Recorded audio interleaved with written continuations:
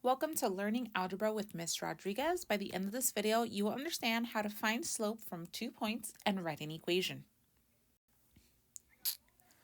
So we want to write equations in slope-intercept form when given a y-intercept and another point. So recall when we have a graph, we can write the equation when we know the slope and the y-intercept. So for example, I know that my y-intercept is the point positive 2. I also know that my slope is going to be 3 over 4. So I'm going to write my equation by writing my y equals m, in this case, is positive 3 over 4, x, b is positive 2. So the two pieces of information I will always need is my slope and my y-intercept.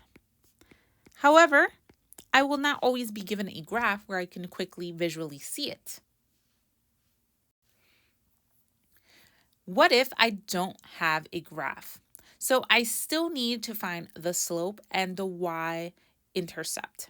So I want to find the equation of a line that passes through the point 0, 4 and 5, 2.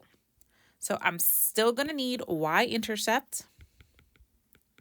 Recall that a y-intercept is always the point 0, comma, some value for y. And slope is dependent on how much we change, so I visually can't see that from a point. Do I have any of this information from the points listed? Lucky for us, I do. I have the y-intercept. I know that because a y-intercept, by definition, is always any point where the x value is 0. So my point 0, 4 means that my y-intercept is going to be the number 4. However, I don't know what my slope is. So this is a piece of information that I need to do a little bit of extra work to find. There is always a formula that we can use to find slope when we have 2 points. So the idea is that slope is always the rise over the run. So remember that the rise, the up and down, that is the change in y, and the run is left to right, so that is the change in x's. So this formula leads us to find out that m is always equal to the second point minus the first point in y's and the second x minus the first x. So it is a little confusing, however, we're going to look at an example. So in our same example, we want to find an equation that passes through the point 0, 4 and 5, 2.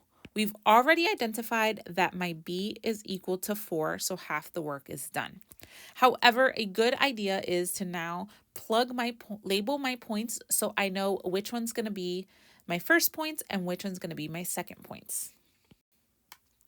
So I took my first point 0, 4 and I called it x1, y1 to say that's my first point.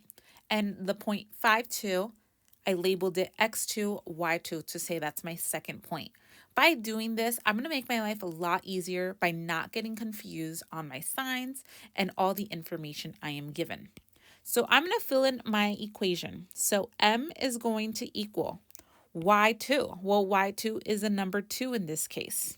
Minus is coming from the formula. And then my y1 is positive 4.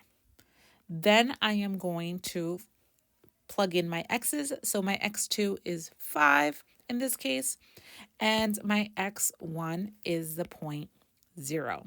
So notice that my minus is in black, meaning it has nothing to do with the numbers if they were positive or negative. I always have a minus in the formula. However, it is possible to have another minus because a number could be negative. So now I'm just going to simplify the top with the top and the bottom with the bottom. So 2 minus 4 is negative 2, and 5 minus 0 is 5. After I have my fraction, I want to make sure that it is simplified, so meaning it's a reduced fraction or it is a simplified with my signs. In this case, it is, so my m is negative 2 over 5. Once I have all this information, I can go ahead and write into my formula. y equals m, so in this case, negative 2 over 5, x, and my b is positive 4.